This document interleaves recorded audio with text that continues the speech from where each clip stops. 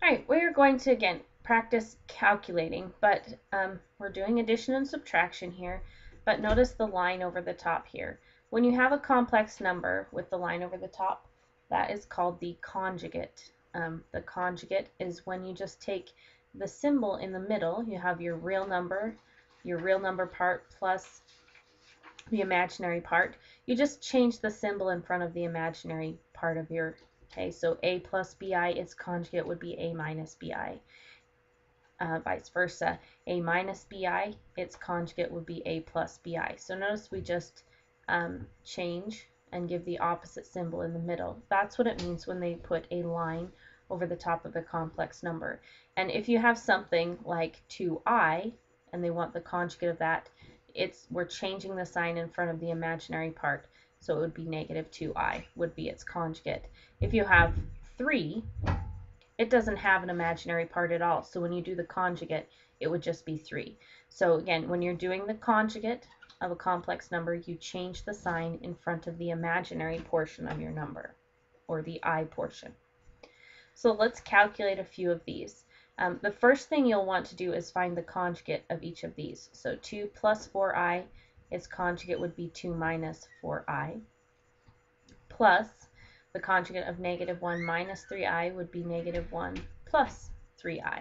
We just change the sign in the middle, or the sign in front of the imaginary portion. And then we go ahead and add. So I add my real parts. So I have 2 plus negative 1 for my real numbers, and I add my imaginary negative 4i plus 3i.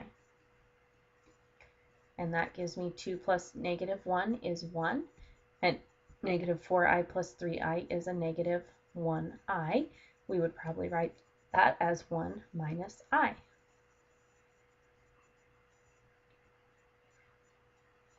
Right, let's do the next one. So again, we do the conjugate first. So we're going to do the conjugate 3 minus 4i. Again, we just changed the sign in the middle. That's 3 plus 4i. This time we are subtracting.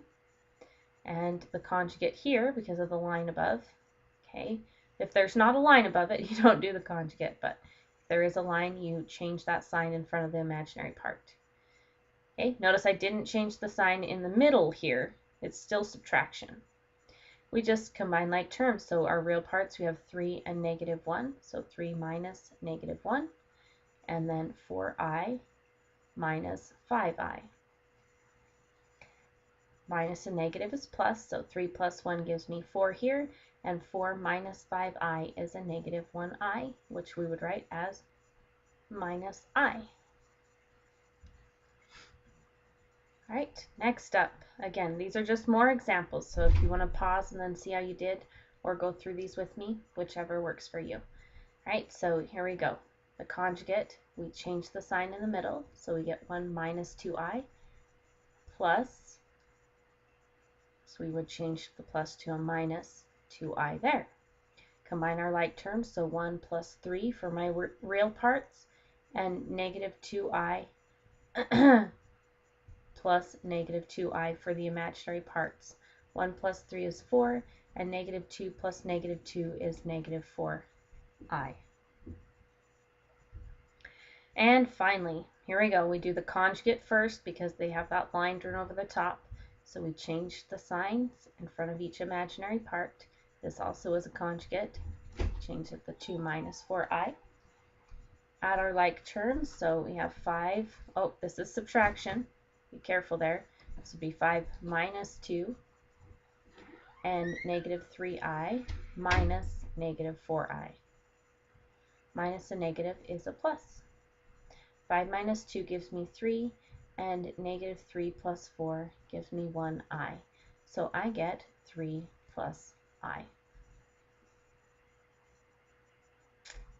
So there are some examples of adding the conjugates of complex numbers.